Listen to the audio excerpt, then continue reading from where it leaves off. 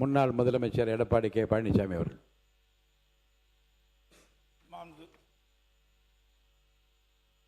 மாண்புமிகு பேரவைத் தலைவர்களே, விதி எண் 55 கீழ் நான் கவனஈர்ப்பு கொடுத்திருக்கிறோம். ஒவ்வொரு ஆண்டும் ஜூன் 12ஆம் தேதி டெல்டா மாவட்டத்திற்கு பாசனத்திற்காக அவர் பதில் சொன்ன இது இந்த வனத்துறை அமைச்சர் அப்புறமா அதுக்கு சொன்னதுக்கு அப்புறம் எடுத்துக்கலாம். மாண்பு உறுப்பினர் தளவாய் சுந்தரம், இந்த பொருள் குறித்து புலி தாக்கியது குறித்து கவன ஈர்ப்பு கொடுத்தவர்கள் மட்டும் இப்போ உங்கள் கருத்தை நீங்கள் சுருக்கமாக வினாவாக தொடுக்கலாம். மாண்புமிகு பேரவைத் தலைவர்களே, தோவாளை ஒன்றியம் தோவாளை ஊராட்சிக்கு உட்பட்ட செண்பகம்புதூரிலே கடந்த ஒரு வார காலமாக சிறுத்தை நடப்பாட்டம் கொண்டு இருக்கிறது. அந்த சிறுத்தையை பிடிப்பதற்காக மாவட்ட வன அதிகாரியிடம் மனு கொடுத்தும் இதுவரையிலும் எந்த நடவடிக்கையும் எடுக்கவில்லை. நேற்றைய தினம் அந்த சிறுத்தை எங்கள் ஊருக்கே வந்துவிட்டது. ஆகவே மாண்புமிகு பேரவைத் தலைவர் மூலமாக பேரவைத் தலைவர் வனத்துறை அமைச்சர்களை கேட்டுக்கொள்கிறேன், தயவு செய்து உடனடியாக அந்த சிறுத்தையை பிடித்து, நீங்கள் லாஸ்ட் டைம் இதே தான் சொன்னாங்க, கடந்த மாதம் அந்த சிறுத்தையை பிடித்து களக்காடு வனத்துறையில் கொண்டு விட்டார்கள். மீண்டும் அதே திரும்ப கன்னியாகுமரி மாவட்டத்தில் வந்து விட்டது. ஆகவே அதை அந்த சிறுத்தையை பிடித்து கொண்டு வேற ஏதாவது ஒரு மலைப்பகுதியை கொண்டு விடும் என்று கேட்டுக்கொள்கிறேன்.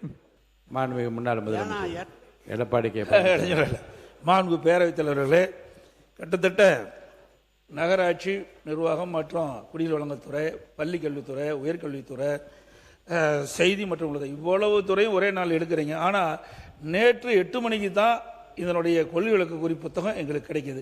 ஏற்கனவே தங்களிடம் முறையிட்டோம். கிட்டத்தட்ட ஒரு 2 நாளைக்கு முந்தைய 4 துறை எடுக்கின்ற பொழுது நான் 2 நாளைக்கு முந்தையாவது கொள்கை விளக்க குறிப்பு புத்தகம் கொடுக்கணும், இல்லது அட்லீஸ்ட் ஒரு நாளைக்கு முன்பாவது கொள்கை விளக்க குறிப்பு சட்டமன்ற உறுப்பினர் கொடுத்தா தான் அதை நாங்கள் படிக்க முடியும். ஆனால் நேற்று இரவு 8 மணிக்கு தான் வந்தது. இனி இப்படி தொடரக்கூடாது. அடுத்து வருகின்ற மானிய கோரிக்கைகள் இருக்கின்ற அமைச்சர்கள் உங்களுடைய ஆணையின்படி விரைவாக ஒரு நாளைக்கு முன்பாவது கொள்கை விளக்க புத்தகத்தை சட்டமன்ற உறுப்பினர் கிடைப்பதற்கு ஆவணம் செய்ய வேண்டுமே. அல்ல, எனக்கு ஒரு அட்வான்டேஜ் என்னன்னா, ரொம்ப லேட்டாக வரதுனால ரொம்ப குறைவாக பேசி சீக்கிரமா முடிப்பீங்க நான் நம்புறேன். மக்களுடைய பிரச்சனை பேசுறது லைட்டர் வெயின், ரொம்ப லைட்டர் வெயின்ல இதை சொல்றேன். மாண்பு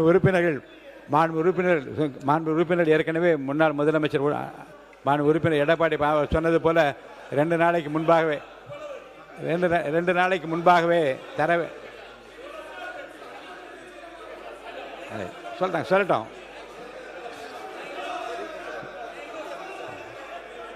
மாண்புடைய உறுப்பினுடைய மன ஆதங்கம் எனக்கு புரிகிறது. ஏற்கனவே இதை 2 நாளைக்கு முன்பாக தர வேண்டும் என்று நான் ஏற்கனவே கோரியிருக்கின்றேன். இப்போது மாண்புமிகு அமைச்சர் பெருமகளுக்கும் அரசு துறை உயர் அதிகாரிகளுக்கு நான் தெரிவிப்பது, இந்த மாமன்றம் கூடுவதும் விவாதிப்பதும் குறிப்பாக மானிய கோரிக்கை கொள்கை விளக்க குறிப்பில் அறிவிக்கிற போது முழுமையாக படித்து ஆய்ந்து அறிவுபூர்வமாக ஆக்கப்பூர்வமாக தமிழ்நாட்டு மக்களுக்கு ஏதாவது செய்தியை சொல்லக்கூடுமானால் படித்தால்தான் தெரியும். இதை கருத்திலே கொண்டுதான் ஒரு நாளைக்கு முன்னதாகவே தர வேண்டும் என்று நான் ஏற்கனவே சொல்லியிருக்கிறேன்.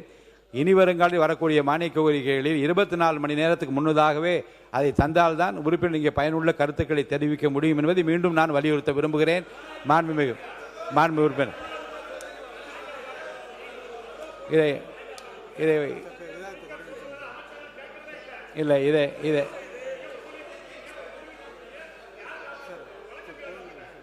இதை மாண்புமிகு இப்போ எடுத்தாச்சு.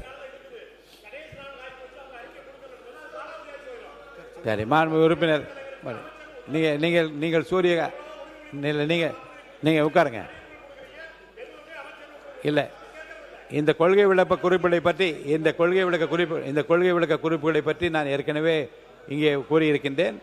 24 மணி நேரத்துக்கு முன்பதாக மீதம் இருக்கின்ற நாட்களில் கொள்கை விளக்க குறிப்புகளை 24 மணி நேரத்துக்கு முன்பதாக தர வேண்டும் என்று நான் அறிவுறுத்த விரும்புகின்றேன். மாண்புமிகு அமைச்சர் கே. நேரு அவர்கள்.